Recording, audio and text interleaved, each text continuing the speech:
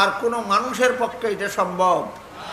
তাহলে রসুল আদর্শ কেমনি দিলেন? অনুসরণ তো করতে পারলাম না।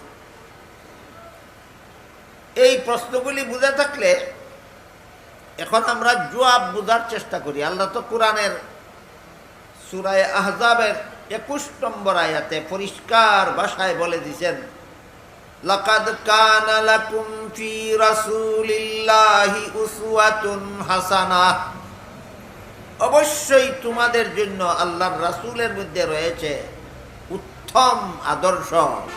অনুসরণ না করার জন্য আদর্শ, না করার জন্য? করার মতো তো ক্ষমতা নেই, করবো কেমনে? এইটা হলো প্রশ্ন। তখন আস্তে আস্তে মনোযোগ দিয়া জবাবটা বোঝার চেষ্টা করে। এই প্রশ্নের জবাব বোঝার জন্য সিরাতুন নবী বোঝা দরকার। এই প্রশ্নটার জবাব বোঝার জন্য সিরাতুন নবী বোঝা দরকার।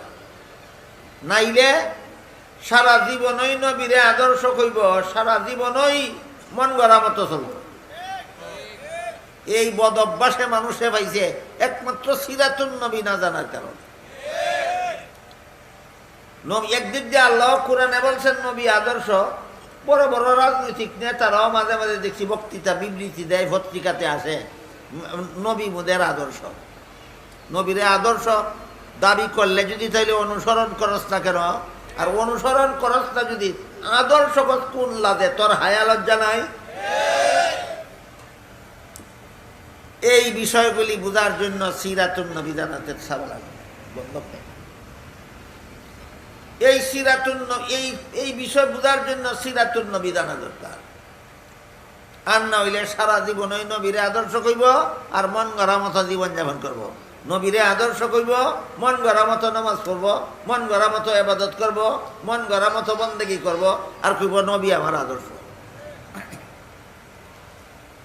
এই বিষয়টা বোঝার জন্য প্রথমেই আমাদের মনে রাখতে হবে সিরাতুন নবী বা মহানবীর জীবন ইতিহাসের প্রধান 3টা অধ্যায় আছে।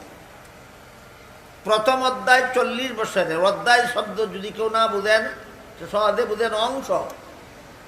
নবীর জীবন ইতিহাসের 3টা অংশ আছে।